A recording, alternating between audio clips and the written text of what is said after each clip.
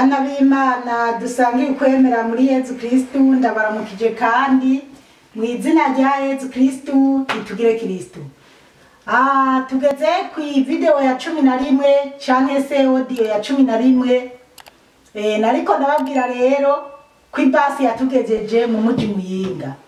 Noneho mu muji Muyinga tubonye buriko buragoroba, twaramanutse n'amaguru tugera ahantu mugabo umenga igisagara cyose n'igihera, tubona ahantu hari akabare, turagenda turicaraho tugura inzoga y'urwagwa turanywa n'uwo mupapa twari kumwe. Kubera wa mupapa naramubwira ati none wewe ko wase kugenda Muyinga Murama kandi ibasi zije Muyinga Murama uzibona, ni kubera tudashaka kugenda? Agaca avuga ngo yangu urumva ngo jewe ngo sinokureka ngende wenyene, ngo papa wawe yarabonye ngo ko turiranye ngo ibasi ngo turi kumwe twafashe urugendo rumwe, ngo ugize icyuba ngo yozombaza ati mbega wa mwana mwajanye byagenze gute? Nyamara papa arazi ko je nawe tutagiye hamwe. Basi rero tuja kuwo muhana, turiko turanywa iyo nzoga, twisanga turiko turaganira n'abantu, ariko nyene mbese ngira Imana yari yaduteguriye nyene ahantu bashobora kuducumbikira. Noneho abo bantu rero turababwira ati rero twebwe tuvuye muri Ingozi, twabuziba ibasi twariko turaja mu giteranyo, turabaganiriza dusangira, hanyuma baratubwira ati rero ntacyo turabaha indaro. Kandi bana b'Imana kiriya gihe cyo mu 1994 kubona n'umuntu aguha indaro ntibyari byoroshe. Noneho rero ba bantu buragoroba baratubwira tugende muhira, turagenda muhiri wabo. Uko biri kose ako kabare kari nka kumuhungu wabo ngira ngo. Hanyuma tugiye muhiri wabo, ndashima Imana twisanze aho hantu bari abantu basenga b'abagatolika kweri basenga. Nabonye mu nzu yabo hari mwishapure, ndavuga ati kabisa aba n'abantu baba Kristo. Hanyuma abo bantu ibyo kurya barazana ibyo kurya ngo tujye, mbona tubanje gusenga, numva biranshimishije. Nyuma wa mugabo twari kumwe yari afise akagunira, yarazinze akamatera ukuntu yaragashize nyakamatera kiwe yaragashize mwigunira. Hanyuma babantu baradusasira, barasasa ngo tugende kuryama. Rero barabwira kandi twaje kujya, barasenze amasengesho yo guheza kujya, nyuma baca barasenga amasengesho yo kuja kuryama. Hanyuma baca baratubwira ngo rero ngo twabasasiye ngo mu cyumba harya, ngo twabasasiyeho ikirago ngo kuko twabonye mufise imatera, ngo muraza gushiraho iyo matera ngo muryame. Hanyuma nca ndababwira ati none ko mwadusasiye hamwe kandi ntabwo tworyamana? Baca barambaza ngo ntimuryamana, ngo mupfaniki? Ndababwira nti ni data wacu. ngo sawa, ngo ko bivuze hakiri kare ngo nta kibazo, ngo hariho abakobwa b'inkumi nkuko kwawe ngo mwijyamanira, muca wijyamanira n'abakobwa nkawe. Kabisa nyene naciye njyamana n'abakobwa baho, hariho nk'abakobwa 3 mbese b'inkumi, turaryamana. Hanyuma buraca bukeye baraduherekeza kwibarabara hari hafi, tuza gutega ibasi. Rero dutega ibasi ija mu giteranyi. Hanyuma ariko uko twagenda no mu iyo basi twaragera ahantu tugasanga ibitsinga mu mabarabara, abasoda hari abasoda, ugasanga umusoferi tukiri kuravuze ngo ururuka ibasi muvemo ngo mugende n'amaguru, canke ngo tanga amahera nganuku ngo muratega iyindi basi za nyuma, ngo kandi ngo mwinengesere ngo ukuntu muza gucajya. Ubwo iyo tukayururuka twaragenze n'amaguru, hanyuma tukabona iyindi basi tugahagarika nabo, maze iyindi basi iratujana turi mu kugera mu giteranyi hari amapozisiyo menshi y'abasirikare. Noneho uwo munyeni basi aravuga ati burya rero ururuka muveni ati kandi nimwagirirwa ubuntu mukabona murarenze hajya ati muzaba mugiriwe ubuntu ati biragoye tururuka ya basi tururutse iyo basi duca tuhaha n'amaguru turagenda duca kuri pozisiyo y'abasirikare hanyuma baraduhamagara baratubaza ibyo batubaza za karangamuntu turazibereka hanyuma baratureka duca turabandanya mugabo ipozisiyo rero ari ikomeye yari yo ku isoko mu giterane naho turahagenda turabandanya n'amaguru turahagenda tuhageze tubona ipozisiyo y'abasoda ahubwo rero tukiri naho nyene tutambuka buke mugabo tugira dushikire iyo pozisiyo y'abasoda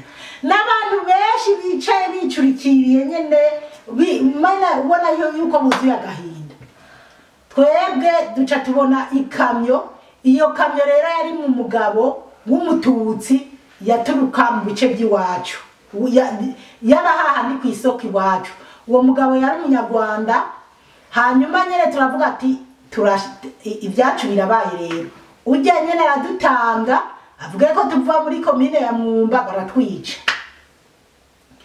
basi duca tubona yageze kuri parking aho ku basirikare bamuhagaritse ariko araganira n'abasirikare ati yo turapfuye neza tariko aravuga ibyacu ko atuzi noneho duca twitambukisha tugenda ahantu hari agakioske hari umuntu yadandaza ibyayi n'imikate ngira n'ibintu by'inzoga sinibuka neza ariko twasabye ibiya twasabye icyayi n'imikate turajya noneho turamuganiriza tumubaza tese aho kwiyo pozisiyo bimeze gute ibintu byo ngaha bimeze gute tumuganiriza nyene nawe atubwira nyene aratubwira ati yo tihajya ati mwebwe muri ko muravahe turamusigurira aratubwira ati hajya ati ntubona bajya abantu bose bicaye hajya ati bajya nyene aho ugorobera bose barabica turavuga ati turapfuye basi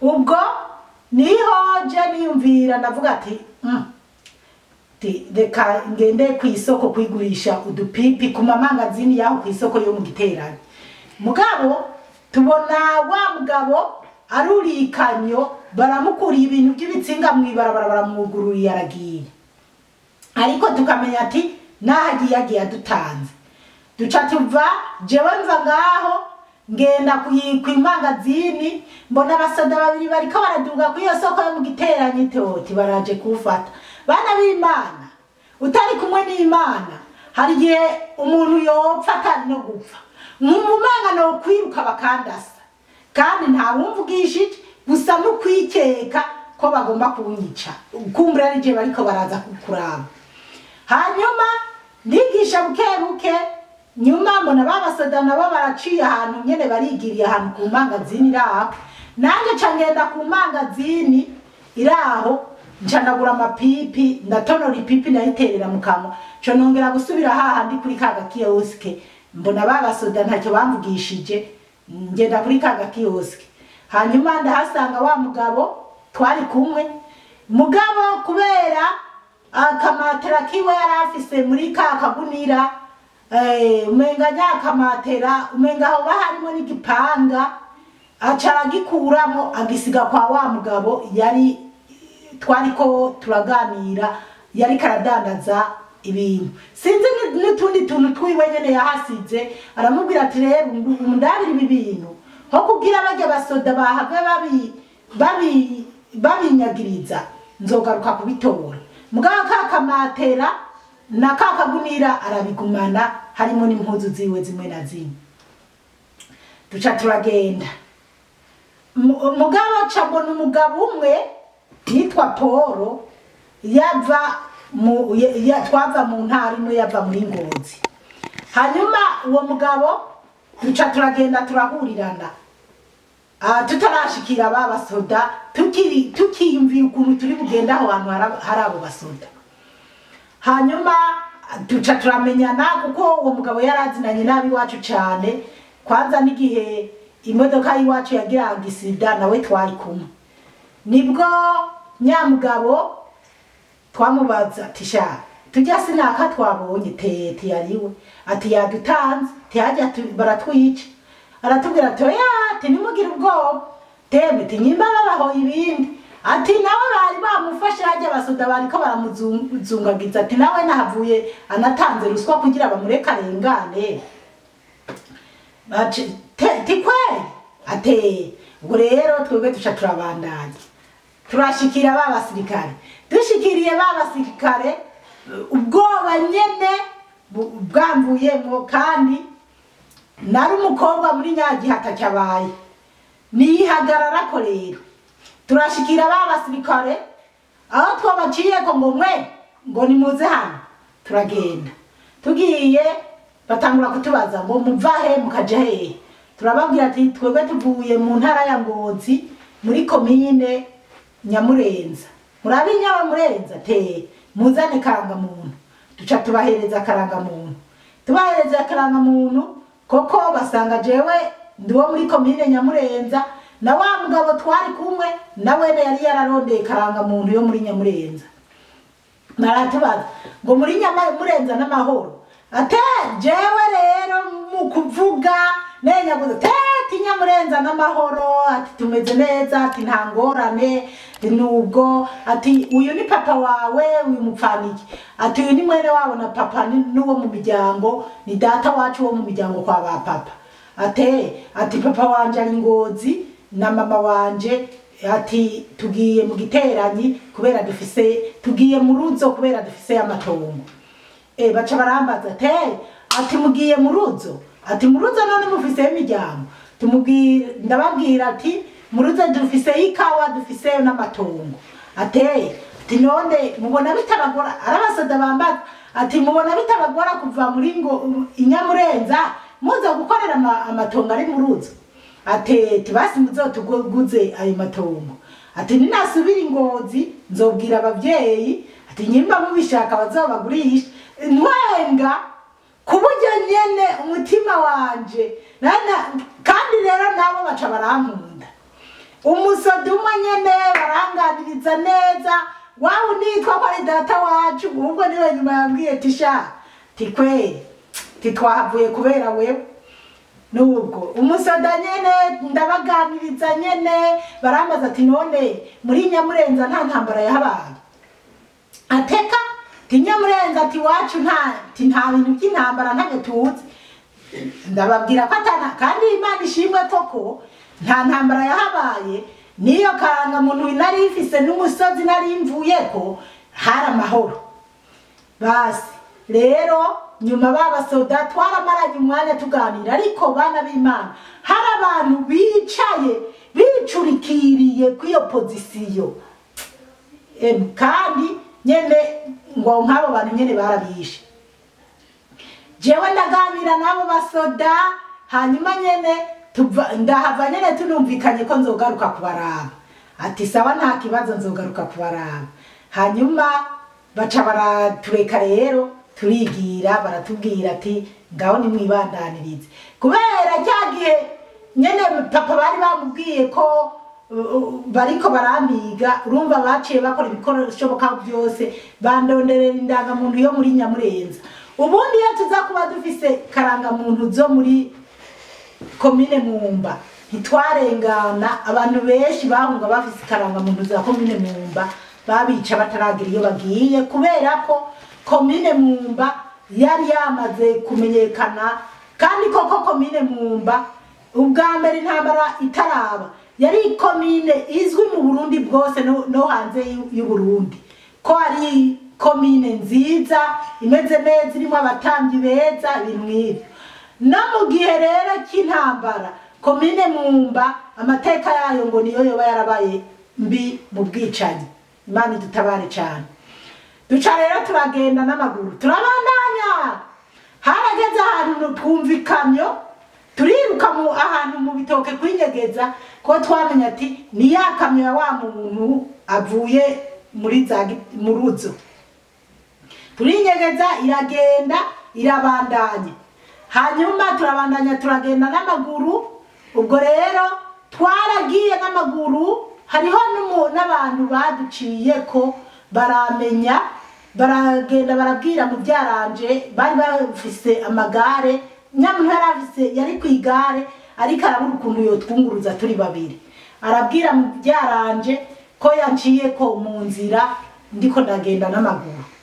Basi rero twarabandanije turagenda ndaruha. Basi kandi aho hose naca kwera Imana yari yarahanyeretse, nkaca nibuka ko Imana ibyo bintu nari narabyeretse, nari narabyeretswe, nari narabirose. Hanyuma turagenda turashika kwa wa mubyara wanje. Dushitse kwa wa mubyara wanje turahaba na wa mugabo.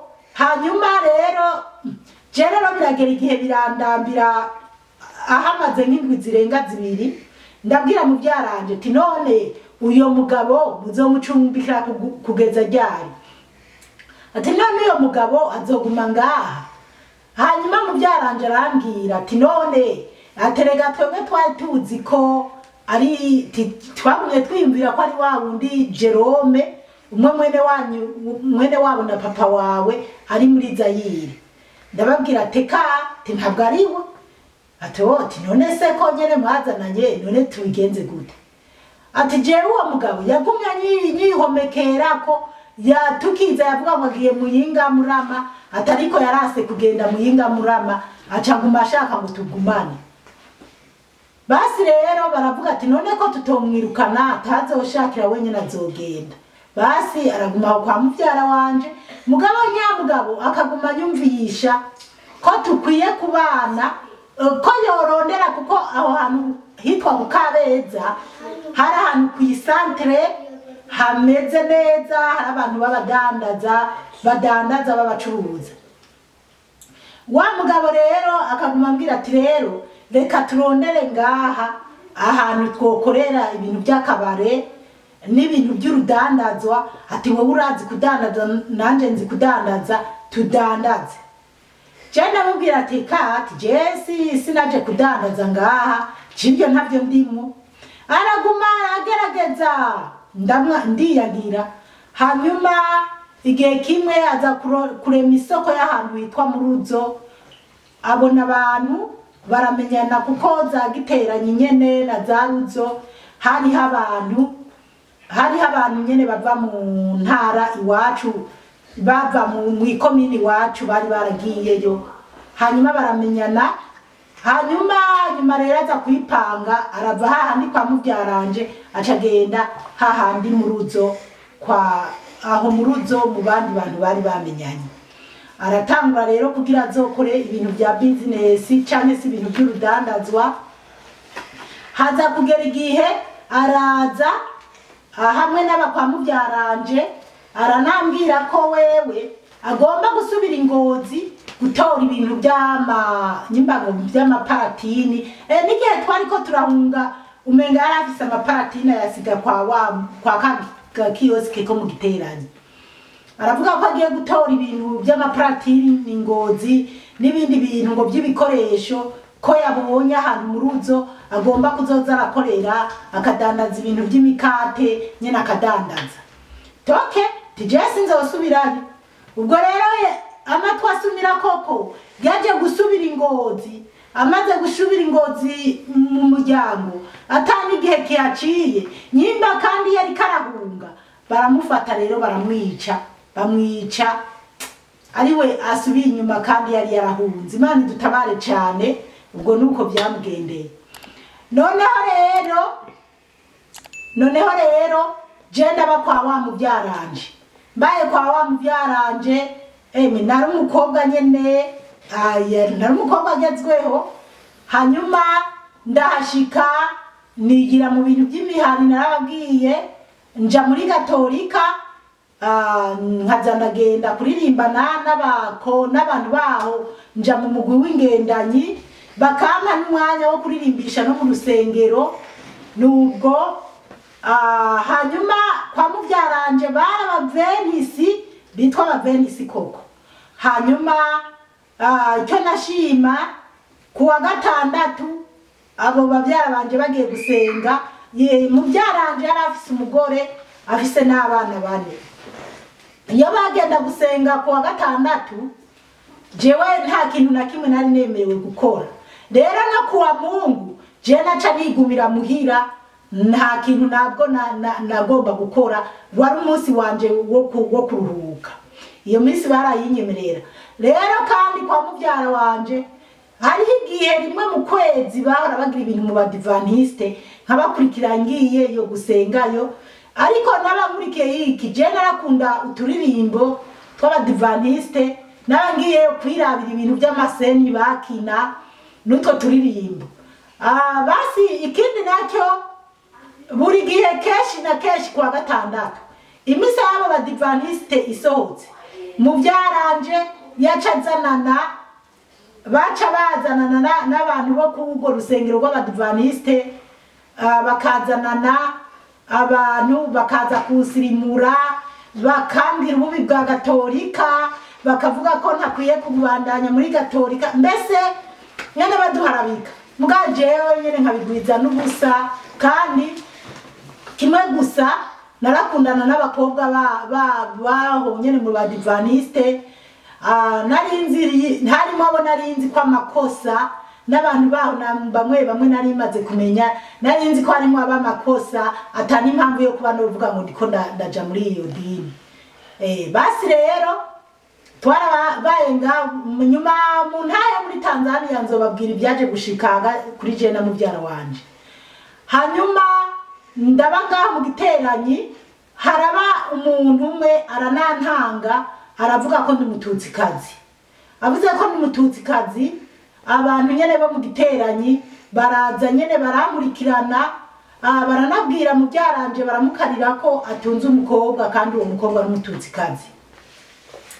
Muvyaranje yaragerageza kubasigurira yuko je ntari mututsikazi, kandi umuntu yari yamvuze yari umuntu umwe nyene wo mu miryango nyene yo nyimba ariyo kwa ba mama, kandi nyamuntu nyene yoba yari afise n'abana bo mu miryango kwa ba papa. Nuko ntobivuga cane ku burebure, ariko muvyaranje arabwira abo bantu, arabaza neza babivuze, arabwira abo bantu aravuga ati umukobwa nyina wiwe ni masenge. Hanyuma papa wiwe arasigura nyene aragerageza kubasigurira ibya papa. Hanyuma wa muvyara wanje arababwira ati nyimba koko uyari mututsikazi hamwe mu mukorera ikibi n'abana burya muntu ngo bajaniranya, kuko bajya abana na ba musaza w'uyu mukobwa wo mu miryango. Basi rero baranyihweza baravuga ati nuko yakuze cyane ashobora kuba yakuriye ahantu heza, ntabwo ari umututsi. Rero mubyaranje yarababwiye ati uyu mukobwa iwabo n'abantu bimererewe neza nyene yakuriye mu ahantu heza ibintu nk'ibi. Rero aho mu giteranyi narahabaye harige, mbese ndi kugira iyi ntahe yo mu Burundi here. Mu giteranyi narahabaye haragera igihe haraje n'umuntu w'umugabo w'umutama ashaka kundoga, arambwira ko yoca indasaga, ambwira ko ari ahantu ababarozi bashobora kuzondoga. Muvyaranje azasanga nyamugabo w'umutama ari hari, biramuyobera. Nyuma yarambajije tese ujya muntu bana b'Imana. Reka audio tubigeze ngaha, turabandanya ni audio kumure ya nyuma yo mu Burundi. Mukama Imana bahezagire cyane.